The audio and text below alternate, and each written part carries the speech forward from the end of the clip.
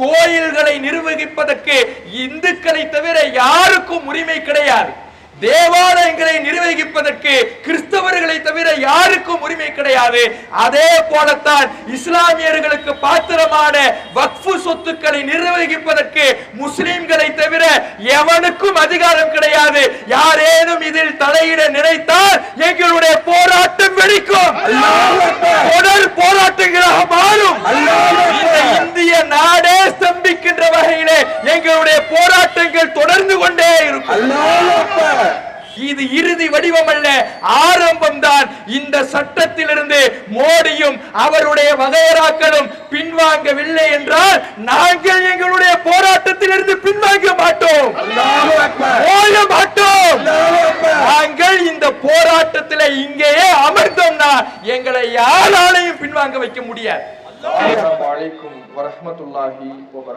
இறைவனின் அன்பும் அருளும் நம் அனைவரின் மீதும் உண்டாவதாக என்ற பிரார்த்தனையோடு ஆரம்பம் செய்கிறோம். அன்பார்ந்த சகோதர சகோதரிகளே, இங்கு கூட்டப்பட்டிருக்கிற இந்த கூட்டம் எதற்காக என்பதை இங்கு எழுப்பப்பட்ட கோஷத்தின் வாயிலாகவே நாம் ஓரளவு அறிந்திருப்போம். ஒன்றிய பாஜக மைனாரிட்டி அரசு தொடர்ந்து ஆட்சி கட்டிலில் அமர்ந்த முதல் சிறுபான்மையினர்களுக்கு எதிராக, குறிப்பாக முஸ்லிம்களுக்கு எதிரான பல்வேறு விதமான சட்டங்களை இயற்றிக் கொண்டிருக்கிறது.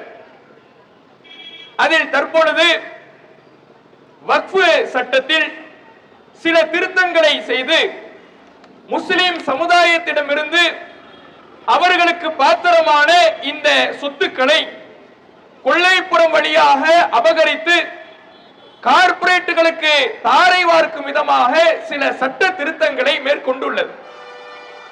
இதை கண்டிக்கும் விதமாகத்தான் இங்கு இந்த ஆர்ப்பாட்டம் கூட்டப்பட்டுள்ளது. இந்த ஆர்ப்பாட்டத்தினுடைய நோக்கம் என்ன, என்னென்ன சட்ட திருத்தங்களை கொண்டு வந்திருக்கிறார்கள் என்பதை பார்ப்பதற்கு முன்னால் இந்த வக்ஃபு சொத்து என்றால் என்ன என்பதை நாம் புரிந்து கொள்ள வேண்டும். வக்ஃபு சொத்து என்பது ஏதோ அரசாங்கம் இந்த இஸ்லாமியர்களுக்கு கொடுத்த சொத்துக்கள் கிடையாது. பாஜக அரசு தாரை வார்த்தது கிடையாது.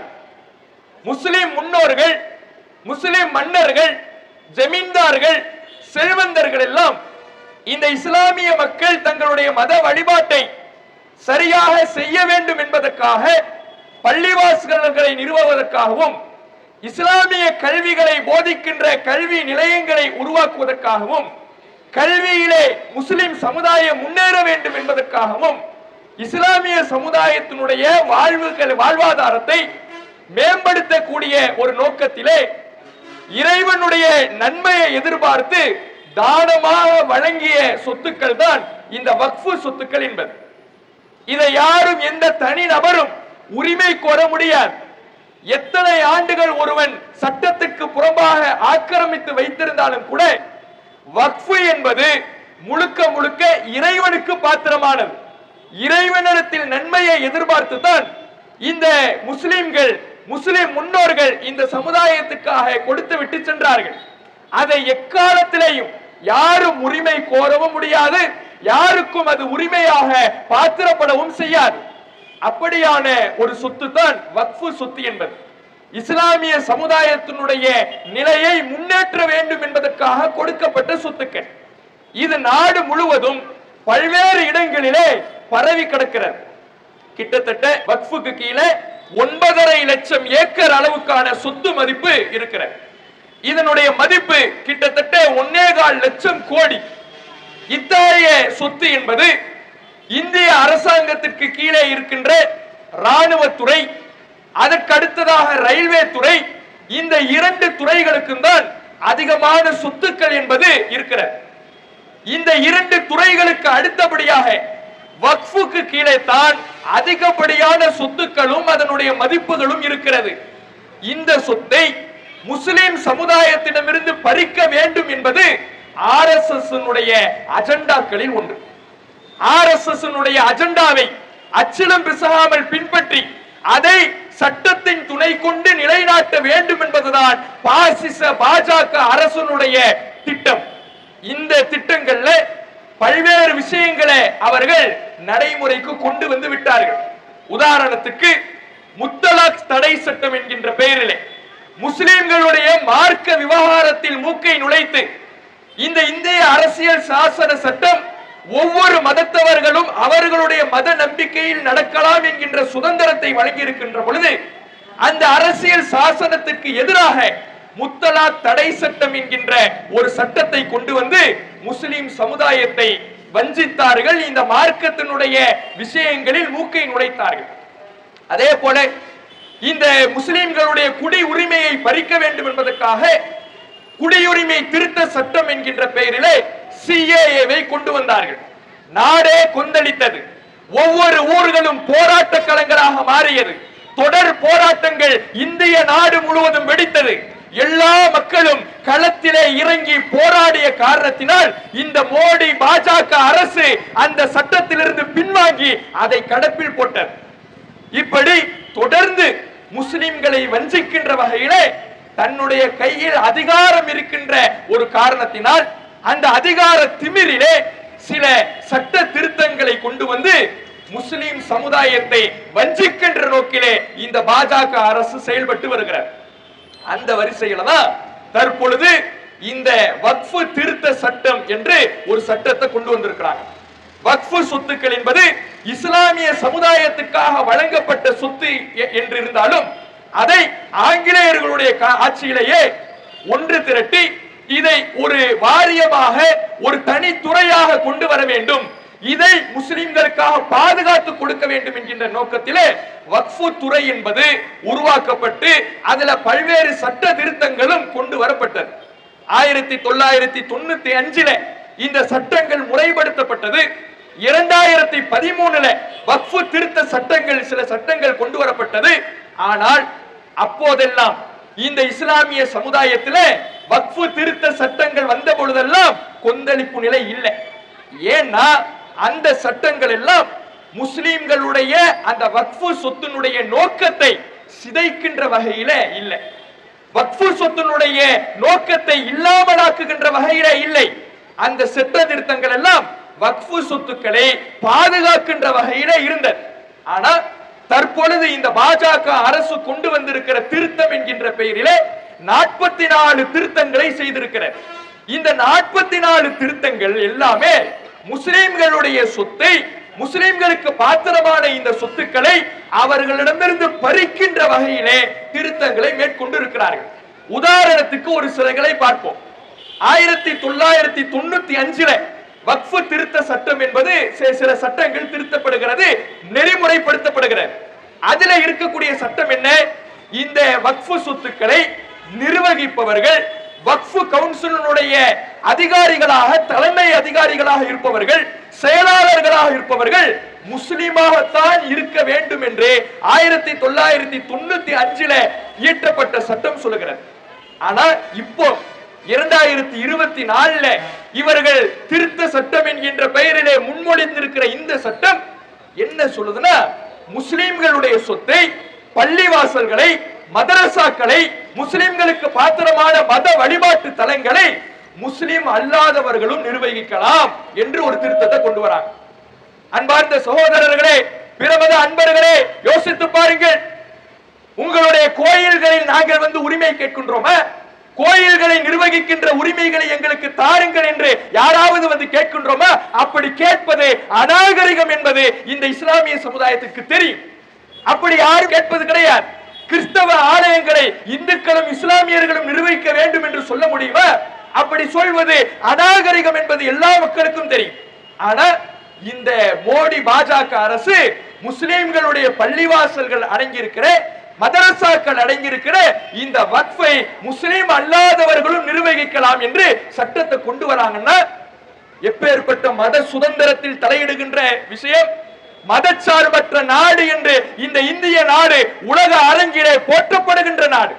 அப்படிப்பட்ட இந்த நாட்டில் இந்த இந்திய அரசியல் அமைப்பு பிரிவு 26, பிரிவு 30, பிரிவு 13 இதுவெல்லாம் இந்திய அரசு நமக்கு சுதந்திரத்தை தருகிறது.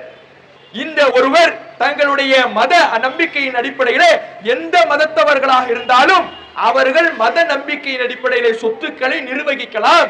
உரிமையை இந்திய அரசியல் சாசனம் தருகிறது. இந்திய அரசியல் சாசன சட்டம் இப்படி நமக்கு தந்திருக்கின்ற பொழுது அந்த உரிமையை பறிக்கின்ற வகையிலே இந்த திருத்த சட்டம் என்கின்ற பெயரிலே இவ்வளவு பெரிய ஒரு அரசியலமைப்புக்கு எதிரான தாக்குதலை மோடி பாஜக அரசு தொடுக்கிறது. எதிர்க்கட்சிகள் கண்டனங்களை தெரிவிக்கிறார்கள், இதற்கு பல எதிர்ப்புகளை தெரிவிக்கிறார்கள். நடுநிலை கண்ணோட்டத்தோடு சிந்திக்கின்ற அனைத்து மக்களும் இந்த சட்டத்திற்கு எதிராக போர் கொடி முக்குகிறார்கள். ஆனாலும் அமித்ஷா பேசுகிறார், இதை நாங்கள் கொண்டு வந்தே தீர்வோம் என்று. அப்ப என்ன நோக்கம் இவங்களுக்கு? முஸ்லிம்களுடைய சொத்துல தலைமை அதிகாரியாக முஸ்லிம் அல்லாதவர்களை கொண்டு வர வேண்டும், சங் பரிவார சிந்தனையுடையவர்களை கொண்டு வர வேண்டும், சிறுபான்மையினரை அழித்து ஒழிக்க வேண்டும் என்கின்ற இந்துத்துவ சிந்தனை கொண்டவர்களை கொண்டு வர வேண்டும். கொண்டு வந்து இந்த இஸ்லாமியர்களிடத்தில் இருக்கக்கூடிய சொத்துக்களை நாம் அபகரிக்க வேண்டும், அவர்களுடைய மத விவகாரங்களிலே தலையிட வேண்டும், பள்ளிவாசல்களில் அவர்களுடைய மத விவகாரங்களை நடத்துவதற்கு அவர்களை அனுமதிக்க கூடாது. இதுதான் அவர்களுடைய நோக்கமாக இருக்கிறது. அதே போல மாநில வக்ஃபு கவுன்சிலையும் வக்ஃபு போர்டு மெம்பர்களாக 50% மட்டும் முஸ்லிமாக இருந்தால் போதுமானது. வக்ஃபு போர்டுன்னு இருக்குது, அதுல உறுப்பினர்களாக 50% மட்டும் முஸ்லிம் இருந்தா போதும். அப்ப மத்த 50% அவர்களுடைய அந்த பாசிசத்தை நிலைநாட்டுகிற சங் பரிவாரத்தினரை நுழைப்பதற்கான சதி திட்டத்தை திட்டுகிறார்கள். யோசிச்சு பாருங்க, மத சார்பற்ற நாட்டின் மீது தொடுக்கின்ற போர் கொடியாக இது இருக்கிறது. இப்படி போர்க்கொடி தூக்கிவிட்டு அரசியலமைப்புக்கு எதிரான சட்டத்தை இவர்கள் ஏற்றுகிறார்கள். நாம் கேட்கக்கூடிய கேள்வி ஒன்றே ஒன்றுதான். நடுநிலை கண்ணோட்டத்தோடு சிந்திக்கக்கூடிய மக்களிடத்திலேயும் இது போன்ற சட்டத்திட்டங்களை ஆதரிப்பவர்களிடத்திலேயும் கேட்கக்கூடிய கேள்வி ஒன்றே ஒன்றுதான். கோயில்களை நிர்வகிப்பதற்கு இந்துக்களை தவிர யாருக்கும் உரிமை கிடையாது. தேவாலயங்களை நிர்வகிப்பதற்கு கிறிஸ்தவர்களை தவிர யாருக்கும் உரிமை கிடையாது. அதே போலத்தான் இஸ்லாமியர்களுக்கு பாத்திரமான வக்ஃபு சொத்துக்களை நிர்வகிப்பதற்கு முஸ்லிம்களை தவிர எவனுக்கும் அதிகாரம் கிடையாது. யாரேனும் இதில் தலையிட நினைத்தால் எங்களுடைய போராட்டம் வெடிக்கும், தொடர் போராட்டங்களாக மாறும். இந்த இந்திய நாடே ஸ்தம்பிக்கின்ற வகையிலே எங்களுடைய போராட்டங்கள் தொடர்ந்து கொண்டே இருக்கும். இவ்வளவு மதச்சார்பற்ற நாட்டிலே இந்திய அரசியலமைப்பு சட்டத்துக்கு எதிரான போர் தொடுக்கின்ற வகையிலே இப்படியான சட்ட திருத்தத்தை இந்த மோடி அரசு செய்திருக்கிறது. அடுத்து என்ன செய்யறாங்கன்னா, கொடுமையை பாருங்க. இந்த சொத்தை ஒருத்தன் ஆக்கிரமிச்சு வச்சிருக்கிறான். ஏன்னா பஞ்சாப், ஹரியானா போன்ற மாநிலத்தில எல்லாம் பெரும்பான்மையான சொத்துக்கள் ஆக்கிரமிக்கப்பட்டுடுச்சு. இவ்வளவு நம்முடைய தமிழ்நாட்டில் பல்வேறு அரசு அலுவலகங்கள் கூட வக்ஃபு சொத்தை ஆக்கிரமிச்சுதான் கட்டப்பட்ட. அரசு அலுவலகங்கள் வக்ஃபு சொத்தை ஆக்கிரமித்து மதுரையில, திருச்சியில இது போன்று பல்வேறு இடங்களில் வக்ஃபு சொத்துக்கள் ஆக்கிரமிக்கப்பட்டிருக்கிறது. பல கார்ப்பரேட் நிறுவனங்களால் ஆக்கிரமிக்கப்பட்டிருக்கிறது. இதுக்கெல்லாம் என்ன சட்ட திருத்தம் கொண்டு வந்திருக்காங்க தெரியுமா? 1995 சட்டத்துக்கு எதிராக ஆக்கிரமித்தது ஆதாரத்தோடு நிரூபணமாகும் பொழுது அவனுக்கு 2 ஆண்டுகள் கடும் காவல் தண்டனை, நான் பெயிலபிள் கேஸ், பெயில்ல எல்லாம் வெளியே வர முடியாது. இதே 95 சட்டம் சொல்லுது. இதை எப்படி திருத்தி இருக்கிறாங்கன்னா, கடும் காவல் அப்படிங்கறதெல்லாம் எடுத்தாச்சு, ஏதோ தண்டனை கொடுக்கப்படுமா, நான் பெயிலபிள நீக்கியாச்சு. இதெல்லாம் நீக்கிட்டு சும்மா பேருக்கு ஒரு பெட்டி கேஸை போல மாத்திட்டாங்க. அதுல எல்லாம் கொடுமை இன்னொன்னு என்னன்னா, இப்படி ஆக்கிரமிச்சவன் 12 வருஷம் அதை பயன்படுத்திக்கிட்டு இருந்தான்னா அந்த சொத்து அவனுக்கு. 12 வருஷம் அவன் கையில இருந்துச்சுன்னா அவன் அதை எடுத்துக்கலாம். பள்ளிவாசல்கள் இருக்கிறது நம்முடைய வக்ஃபுக்கு கீழே, மையவாடிகள் இருக்கிறது, இன்னும் ஏராளமான இடங்கள் இருக்கிறது. அந்த இடங்கள்ல ஒருத்தவன் 12 வருஷம் ஆக்கிரமிச்சு இருந்தான்னா அவனுக்கே அந்த சொத்து போயிடும்னா யாரு சொத்தை யாருக்கடா கொடுக்கிறது? இந்த இஸ்லாமிய மக்களுடைய வாழ்வின் முன்னேற்றத்துக்காகவும் மத வழிபாடுகளுக்காகவும் கொடுக்கப்பட்ட சொத்தை எவனுக்கு பத்திரமாக்கி கொடுப்பது? இது யாருடைய அதிகாரம்? எங்கள் இறைவனுக்கு சொந்தமான சொத்தை யாருக்கும் கொடுப்பதற்கு அதிகாரம் இல்லை. அப்படியான ஒரு சட்ட திருத்தத்தை 12 வருஷம் கையில வச்சா அவனுக்கே போயிடும்னு எழுதி வச்சிருக்கிறாங்கன்னா எவ்வளவு பெரிய கொடுமை. மக்கள் சிந்திக்கணும், எங்களுடைய பிரமத அன்பர்கள் சிந்திக்கணும். உங்கள் மத்தியிலே நாங்கள் குரல் கொடுப்பதற்கு காரணம் என்ன? என்ன முஸ்லிம்னா ஒரே போராடிக்கிட்டே இருக்கிறானே, ரோட்ல கத்திக்கிட்டே இருக்கிறானே, ஆர்ப்பாட்டம் நடத்திக்கிட்டே இருக்கிறானே, இப்படி முஸ்லிம் அல்லாத நண்பர்கள் நினைத்து விடக் கூடாது. எங்களுடைய நிலைமை இந்த நாட்டுல அப்படிதான் இருக்குதுங்கிறத புரிஞ்சுங்க. இந்த நாட்டில, இந்திய நாட்டில, மதச்சார்பற்ற நாட்டில அண்ணன் தம்பிகளாக பழகி வருகிறோம், மாமன் மச்சான்களாக பழகி வருகிறோம். அப்படி இருக்கும் பொழுது இந்த பாசிச பாஜக அரசு பிரித்தாளும் சூழ்ச்சியின் மூலமாக முஸ்லிம்களை விரோதிகளாக காண்பித்து எங்களுடைய உரிமைகளை ஒவ்வொன்றாக பறித்து, அடிப்படை உரிமை மட்டுமல்ல, வாழ்வதற்கே இந்த நாட்டில் ஒவ்வொரு நாளும் இஸ்லாமியர்கள் போராட வேண்டிய நிலைமையில தான் நாங்க பரிதாப நிலையில தான் வாழ்றோம். அதனாலதான் நாங்க வீதியில இறங்கி குரல் கொடுக்கின்றோம். அப்ப இவ்வளவு மோசமான சட்டங்களை மத விவகாரத்திலே தலையிட்டு நான் கேட்கிற, முஸ்லிம்களுக்கு அவர்களுக்கு பாத்திரமான சொத்தை, அவர்களுடைய மத அடிப்படையில் கொடுக்கப்பட்ட சொத்தை நிர்வகிக்கிறதுக்கு இந்த நாட்டில் உரிமை இல்லையா? இந்த நாட்டில் அந்த உரிமையை கூட இஸ்லாமியர்கள் இழந்து விட்டார்களா? அப்படியான அடிப்படை உரிமை கூட இல்லாத அளவுக்கு இஸ்லாமியர்களுடைய உரிமைகள் கிள்ளிக்கிரையாக மாறிவிட்டதா? எவ்வளவு பெரிய மோசமான செயல். இன்னும் பார்க்கிறோம், இந்த வக்ஃபு திருத்த சட்டத்துல எவ்வளவு பெரிய அபத்தமான நிபந்தனைகளை எல்லாம் இட்டிருக்கிறாங்கன்னா, அபகரிச்சவனுக்கு சொத்தையே கொடுத்துருவாங்களாம். இல்ல நிர்வாகிகளாக சின்ன சின்ன முத்தவள்ளிகள் இருப்பாங்க, ஜமாத்தாரர்கள் இருப்பாங்க, அவங்க தப்பு செஞ்சுட்டா அவங்களுக்கு 1 லட்சம் வரை அபராதம். எவனோ ஒருத்தன் அபகரிப்பானா, அவனுக்கு இந்த நீ புடி எடுத்துட்டு போ அப்படின்னு கொடுத்துருவானா. இவன் உட்கார்ந்துகிட்டு சின்ன சின்ன தப்பு செய்வன, அவனும் தண்டிக்கப்பட வேண்டியவன் தான்.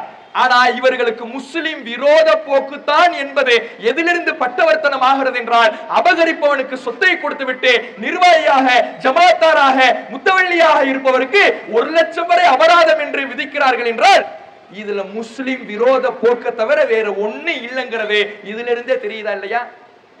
அப்ப எவ்வளவு பெரிய கடுமையான இந்த அரசியல் அமைப்புக்கு எதிரான ஒரு சட்ட திருத்தத்தை இந்த மோடி அரசு கொண்டு வந்திருக்கிறது. அப்ப ஒவ்வொரு மதத்தவர்களுக்கும் அவரவர்களுக்கான சுதந்திரம் என்பது இருக்கும், இந்த நாடு வழங்கி இருக்கிறது. அப்ப நாட்டுக்கே எதிரானவர்கள் தான் இந்த பாஜகவினர் என்பதை இந்த நேரத்தில் நாம புரிந்து கொள்ள வேண்டும். இன்னும் பாருங்க, இந்த சட்ட திருத்தத்துல இவர்கள் இந்த தலைவர், செயலாளர், இது போன்ற உறுப்பினர்கள், இவர்கள் எல்லாம் முஸ்லீம் அல்லாதவர்களையும் சேர்க்கலாம்னு சொல்றாங்க. அப்ப இன்னைக்கு யோசிச்சு பாருங்க, காசி விஸ்வநாதர் கோயில் இருக்குது. இந்த காசி விஸ்வநாதர் கோயிலுக்குன்னு ஒரு சட்டம் இருக்கு. என்னன்னா, அதுல பல பேர் நிர்வாகிகளா இருப்பாங்க. அதுல 2 பேர் யாருன்னா, அந்த மாவட்டத்தினுடைய கலெக்டரும் அந்த மாவட்டத்தினுடைய கமிஷனரும் அங்க நிர்வாகியாக இருக்கணும் அந்த சட்டம் சொல்லுது. அதுல எப்படின்னு கவனிங்க, கலெக்டர் ஒருவேளை முஸ்லீமாக இருந்தால், இந்து அல்லாதவராக இருப்பார் என்றால், அந்த கலெக்டருக்கு அடுத்தபடியாக இந்துக்களில் யார் மிகப்பெரிய பொறுப்பில் இருக்கிறாரோ அவர்தான் அந்த கோயிலை நிர்வகிக்க வேணும். இது அவங்க மத சுதந்திரம், இது தப்பே கிடையாது, இப்படித்தான் இருக்கணும், இதுதான் சரி. இன்றைக்கு எங்க இருக்கக்கூடிய கோயிலாக இருந்தாலும் சரி, இந்த பெரம்பலூர்ல இருக்கிற கோயிலா இருந்தாலும் சரி, எந்த ஊரில் இருக்கின்ற கோயில்களாக இருந்தாலும் சரி, அதை இந்துக்கள் தான் நிர்வகிக்க வேண்டும், அதுதான் சரி. அதில் ஒரு இஸ்லாமியன் தலையிட்டாலும், ஒரு கிறிஸ்தவர் தலையிட்டாலும் அந்த இந்துக்கள் தட்டி கேட்க வேண்டும், உரிமை குரல் எழுப்ப வேண்டும். ஒரு கிறிஸ்தவ தேவாலயம் இருக்கிறது, அதை கிறிஸ்தவர்கள் தான் நிர்வகிக்க வேண்டும். அங்கே ஒரு முஸ்லிம் தலையிட்டால், அங்கே ஒரு இந்து தலையிட்டால் அந்த கிறிஸ்தவர்கள் உரிமை குரல் எழுப்பணும், அதுதான் சரி. ஆனா இங்க இஸ்லாமியர்களுக்கு என்ன பண்றாங்கன்னா, சட்டமாவே மாத்துறாங்க. அதை யார் செய்யறா? இந்த இந்திய நாட்டை ஆளுகிற பாஜக அரசே, முஸ்லிம் விரோத போக்கே தன்னுடைய தலையாய கடமை என்கின்ற இருக்கிற பாஜக அரசு சட்டத்தின் துணை கொண்டே முஸ்லிம் மட்டும் நிர்வகிக்க கூடாது, இந்துக்களும் நிர்வகிங்க பள்ளிவாசலை இந்துக்களும் கிறிஸ்தவர்களும் நிர்வகிங்க, முஸ்லிம்களுடைய பாடசாலைகளை இந்துக்கள் நிர்வகிங்க. அப்ப ஒரு மதத்தின் மீது தொடுக்கின்ற போர் தானே இது. இது ஒரு மத விவகாரத்தில் தலையிடுவதானே, இந்திய அரசியல் அமைப்புக்கு எதிரான ஒரு போர் கொடி தானே. அப்ப அதைத்தான் இன்றைக்கு இந்த பாஜக அரசு செய்து கொண்டிருக்கிறது என்பதை நாம புரிந்து கொள்ள வேண்டும். இந்த ஆர்ப்பாட்டம் இங்கு மட்டுமல்ல, நேற்றிலிருந்து தமிழகத்தினுடைய ஒவ்வொரு தலைநகரங்களிலேயும் இந்த ஆர்ப்பாட்டம் வெடித்துக் கொண்டிருக்கிறது. எல்லா இடங்களிலேயும் மக்களுடைய கோஷங்கள் எழுப்பப்பட்டுக் கொண்டிருக்கிறது. இது இறுதி வடிவம் அல்ல, ஆரம்பம் தான். இந்த சட்டத்திலிருந்து மோடியும் அவருடைய வகையராக்களும் பின்வாங்கவில்லை என்றால், நாங்கள் எங்களுடைய போராட்டத்திலிருந்து பின்வாங்க மாட்டோம், நாங்கள் இந்த போராட்டத்தில் இங்கேயே அமர்ந்தோம்னா எங்களை யாராலையும் பின்வாங்க வைக்க முடியாது. அப்ப இதை நாங்க எச்சரிக்கையாக சொல்லிக் கொடுக்கிறோம். அப்ப நாம இன்னும் கவனிக்க வேண்டிய விஷயம், இதுல இன்னொரு சட்ட திருத்தம் என்னன்னா, முன்னாடி இது இந்த வக்ஃபுல சொத்தை கணக்கிடுறது, அளவிடுறது, அதனுடைய அந்த பிரச்சனைகளை சரி செய்யறதெல்லாம் அந்த ஆணையத்தினுடைய தலைவர், சர்வேயர் இவங்களுடைய கையில தான் இருந்துச்சு. இப்ப முழு அதிகாரமும் கலெக்டர் கையிலயா. கலெக்டர் தான் எல்லா முடிவையும் எடுப்பாராம். வக்ஃபுங்கிறது முஸ்லிம்களுக்கு பாத்திரமான சொத்து. முஸ்லிம்களுக்கு பாத்திரமான சொத்துல ஏற்கனவே இருக்கிற 95ல இயற்றப்பட்ட சட்டம் சரியா இருக்குது. சரியா இருக்கிற சட்டத்துல திருத்தங்கிற பேர்ல கலெக்டர் எல்லாத்தையும் பாத்துக்குவாரா. என்னத்தை பாத்துக்குவாரு? வட மாநிலங்கள்ல முஸ்லிம்களுடைய வீடுகள் இடிக்கப்பட்டுச்சே, கலெக்டர் பார்க்க தான் செஞ்சார். என்ன செஞ்சாரு? பாபர் மசூதி இடிக்கப்பட்டத என்ன செஞ்சாரு? பார்க்க தான் செஞ்சார். அதே மாதிரி இங்க வக்ஃபு சொத்தை ஒருத்தவன் ஆக்கிரமிச்சான்னா கலெக்டர் என்ன பண்ணுவாரு? பாப்பார். அதுக்கு மேல என்ன பண்ணிடுவாரு? சரி, இங்க தமிழ்நாட்டுல நம்ம மாநிலத்துல ஓரளவு சரியா இருக்கும்னு நம்ம நம்பினாலும் வட மாநிலத்துல நம்ப முடியுமா? எல்லாமே சங் பரிவார், எல்லாம் பாசிச சிந்தனையோடு இருக்கக்கூடியவர்கள். இவர்கள் அந்த பள்ளிவாசலுடைய விவகாரத்தை முடிவு செய்வாங்கன்னா இவங்க யாரு பக்கம் நிப்பாங்க? அரசு வக்ஃபு சொத்தை ஆக்கிரமிச்சிருக்கு. அரசுட்டு வக்ஃபு போய் முறையிடுது, இது எங்க சொத்துன்னு. இப்ப கலெக்டருக்கு வந்து தீர்ப்பு சொல்லுவாராம். கலெக்டர் யாரு? அரசனுடைய பிரதிநிதி தானே.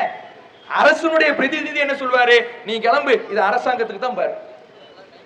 அப்படியான ஒரு சட்ட திருத்தத்தை கொண்டு வந்துட்டு கேட்டா நாங்க முஸ்லிம்கள் மீது ரொம்ப கவலைப்படுறோம். நீ கவலையே பட வேணாம், உன் கவலை எங்களுக்கு வேணாம். நாட்டுல வந்து இளைஞர்கள் எங்களுக்கு வேலை வாய்ப்பு இல்ல, எங்களுக்காக வேலை வாய்ப்பை ஏற்படுத்தி கொடுங்கன்னு இளைஞர்கள் ஒவ்வொருத்தரும் துடிக்கிறான். அந்த இளைஞர்களை பார்த்து மோடிஜிக்கு கவலை வரல. நீ எங்களுக்கு கவலைப்பட வேணான்னு யாரு சொல்றோமோ நம்மளை பார்த்து அவருக்கு ரொம்ப கவலையா இருக்குதான். முஸ்லிம்களை பார்த்தா எனக்கு ரொம்ப கவலையா இருக்குது, அதனால இந்த சட்ட திருத்தம்.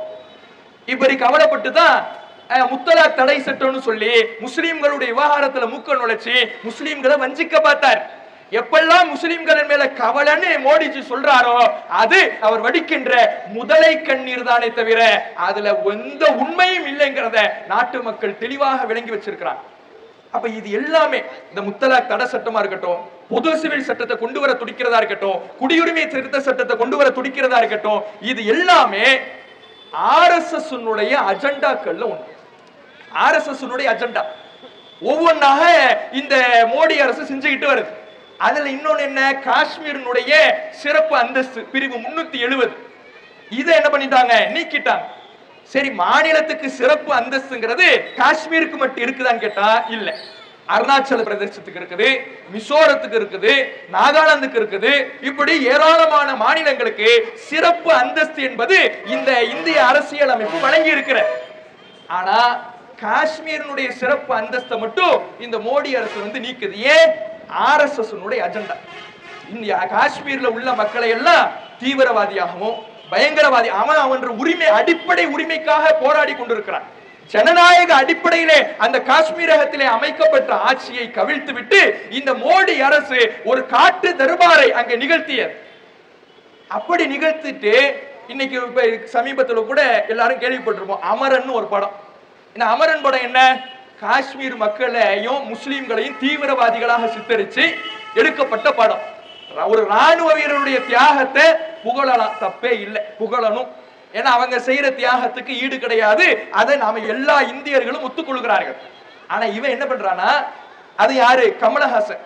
இந்த கமலஹாசனுடைய எல்லா காலங்கள்லயும் வேலையே என்னன்னா முஸ்லிம்களை தீவிரவாதியா காட்டிக்கிட்டே இருக்கணும். ஏன்னா அதெல்லாம் அந்த பாசிசத்தினுடைய சங் பரிவாரத்தினுடைய செயல் திட்டங்கள்ல ஒண்ணு. அதை செய்து முடிக்கக்கூடிய கைகூலிகளில் கமலஹாசனும் ஒருத்தன். காரணத்திலிருந்து முஸ்லிம்களை தீவிரவாதிகளை காட்டிட்டு கடைசியா விஸ்வரூபத்துல ஒரு பெரிய அடி இஸ்லாமிய சமுதாயத்தால கொடுக்கப்பட்டுச்சு. அதுல அடங்கி கடந்தவன் இப்போ ஒரு போர்வையை போத்திக்கிட்டு வரான். நான் ராணுவ வீரருடைய தியாகத்தை படையெடுக்கிறேன்னு ஒரு போர்வையை போத்திக்கிட்டு கல்ல உள்ள நுழைகிறான். ராணுவ வீரருடைய தியாகம் போற்றப்பட வேண்டியதுதான். ஆனா அந்த தியாகம்ங்கிற பேர்ல நீ எதை கொண்டுட்டு வர? காஷ்மீர் மக்களை தீவிரவாதியா சித்தரிக்கிற.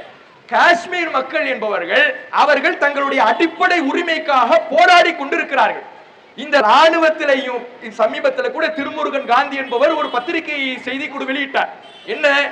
இந்த காஷ்மீர் மக்களை தீவிரவாதியா சித்தரிச்சு ஒரு படம் வந்திருக்குது. ஏதோ காஷ்மீர் மக்கள்லாம் ராணுவத்தை அடிச்சு விரட்டுற மாதிரி எடுத்திருக்கிறான். ராணுவத்தை அவன் என்ன அடிச்சானா? அதுக்கு அடிச்சது கல்லெடுத்து அடிச்சதுக்கு காரணம் என்ன?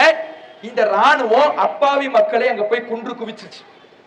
ஒருத்தனை கூட்டிட்டு போறது, கூட்டிட்டு போய் ஒரு 3 பேரை கூட்டிட்டு போயிட்டு ஒருத்தனை வெட்டி துண்டு துண்டாக்கிட்டு அந்த உடம்ப ஒரு பையில போட்டு இன்னொருத்தவன்ட்ட கொடுத்து நீ அதை போய் ஆத்துல போட்டுட்டு வான்னு சொல்றது. எதை? அப்பாவி மக்களை. இவ்வளவு பெரிய கொடுமைகளை ராணுவம் செஞ்சுச்சு. அங்க இருக்கக்கூடிய பெண்களை பாலியல் துன்புறுத்தலுக்கு ஆளாக்கியது. இதெல்லாம் அவர் புள்ளி விவரத்தோட சொல்றார். சொல்லிட்டு அப்படி பாலியல் துன்புறுத்தல் கொடுத்ததுனால இந்த பெண்கள் தங்களுடைய மானத்தை பாதுகாப்பதற்காக கல்லால் அடித்தார்கள். அதை நீ எப்படி காட்டுற? நீ யோக்கியனா இருந்தா 2 தரப்பு நியாயங்களையும் வைத்து பேச வேண்டும். 2 தரப்பு நியாயங்களையும் மக்கள் முன்னிலையில வைத்திருக்க வேண்டும். அப்படி வைக்காமல் முஸ்லிம்களை தீவிரவாதிகளாக சித்தரித்து நீ எடுத்திருக்கிறாய். உன்னோடு நான் விவாதத்துக்கு தயார்னு அவர் பகிரங்கமா சவால் விட்டார். இதே தான் அவனுக்கு வேலை. அந்த கமலஹாசனுக்கு இதே வேலை. முஸ்லிம்களை தீவிரவாதியா காட்டிக்கிட்டு இருக்கணும். அந்த காஷ்மீர் சிறப்பு அந்தஸ்தை நீக்கணுங்கிறது RSS அஜெண்டா. இப்படி முஸ்லிம்களை தீவிரவாதிகளா சித்தரிச்சு பயங்கரவாதிகளாக சித்தரிச்சு இன்னும் நீ படம் எடுப்பினா, இன்னும் நீ உன்னுடைய அந்த RSS அஜெண்டாவை நீ செயல்படுத்துவினா, இந்த முஸ்லிம் மக்கள் நீ எந்த கட்சியில கூட்டணி இருக்கிறியோ அந்த கட்சிக்கே பதிலளிக்க தயாராக இருக்கிறோம். கமலஹாசன் விஷயத்துல இங்க இருக்கக்கூடிய திராவிட கட்சிகள் ஜாக்கிரதையா இருக்கணும். திராவிட போர்வையை போத்திக்கிட்டு வரக்கூடிய கருங்காலி இவன், முஸ்லிம்களை வஞ்சிக்கக்கூடியவன். இவன் விஷயத்துல ஜாக்கிரதையா இருக்கணுங்கிறதையும் நாங்க சொல்லிக் கொள்றோம். அப்ப இப்படி காஷ்மீர் விஷயத்திலையும் இந்த RSS அஜெண்டாவை செயல்படுத்தி முஸ்லிம் மக்களை வஞ்சித்தது. இதுல தான் கடைசியா மிச்சம் மீதி இருக்கக்கூடிய RSS அஜெண்டாவுல இந்த வக்ஃபு, CAA ஏற்கனவே கொண்டு வர முயற்சித்து ஒரு பதிலடி முஸ்லிம்களால் கொடுக்கப்பட்டதுனால அது கிடப்புல கிடக்குது. பொது சிவில் சட்டம் இதையெல்லாம் கொண்டு வர இப்ப மோடி அரசு துடிச்சுக்கிட்டு இருக்கு. கடைசியாக சொல்லிக் கொள்கிறோம், இப்படி தொடர்ச்சியாக RSS அஜெண்டாக்களை கொண்டு வந்து முஸ்லிம்களுடைய வாழ்வுரிமையையும் முஸ்லிம்களுடைய வக்ஃபு சொத்துரிமையையும் பறித்து முஸ்லிம் சமுதாயத்தை வஞ்சிக்க நினைத்தால் அதற்கு தக்க பதிலடி கொடுக்க இந்த இஸ்லாமிய சமுதாயம் எல்லா காலங்களிலேயும் தயாராக இருக்கிறது. நீ அபகரிக்க வந்தா நாங்க அந்த சொத்தை பாதுகாக்க எந்த எல்லைக்கும் போவோம். இது எங்கள் இறைவனுடைய சொத்து, எங்கள் இறைவனுக்காக எங்கள் முன்னோர்கள் கொடுத்த சொத்து. அந்த பள்ளிவாசலை, மதரசாவை பறிப்பதற்கு நீ எந்த விதத்தில் வந்தாலும் நாங்கள் எதிர்கொள்ள தயாராக இருக்கிறோம் என்பதை எச்சரிக்கையாக இங்கே சொல்லிக்கொண்டு இந்த வக்ஃபு சொத்தை பாதுகாப்பதற்காக இந்த கூட்டம் நடக்குது. பிற மத அன்பர்களும் இதுல கவனிச்சிங்க. நாங்க அடிப்படை உரிமைக்காக போராடிக்கிட்டு இருக்கோம். இங்க நாங்க கத்துறது, கூச்சம் போடுறது, குரல் எழுப்புவது எல்லாமே எங்களுடைய அடிப்படை உரிமைக்காக. அதுவும் இந்த இந்திய அரசியல் அமைப்பு சாசனம் எங்களுக்கு தந்திருக்கின்ற அடிப்படை உரிமையை, எல்லா மக்களுக்கும் தந்திருக்கின்ற அடிப்படை உரிமையை, இந்துக்களுக்கு என்ன உரிமை இருக்குதோ அதே உரிமை இஸ்லாமியனுக்கும் இருக்கிறது, கிறிஸ்தவனுக்கு என்ன உரிமை இருக்கிறதோ அதே உரிமை இஸ்லாமியனுக்கும் இருக்கிறது. அந்த உரிமையை கேட்டுத்தான் இங்கே போராடி கொண்டிருக்கிறோம். நீங்களும் கொஞ்சம் யோசித்து பாருங்கள். இந்த வக்ஃபு திருத்த மசோதாவிற்கு எதிராக இந்த வக்ஃபு திருத்த சட்டத்தை கொண்டு வந்து வக்ஃபு சொத்துக்களை இந்த பிரித்தாளும் சூழ்ச்சியை கையாளுகிற பாஜக அரசு முன்வந்தால், எங்களுடைய சொத்துக்களை, பள்ளிவாசலையும் மதரசாக்களையும் அபகரிக்க வந்தால், எங்களோடு இஸ்லாமியர்களோடு எங்களுடைய தொப்புள் குடி உறவுகளான இந்து மக்களும் கைகோர்த்து களத்தில் நிற்பார்கள்.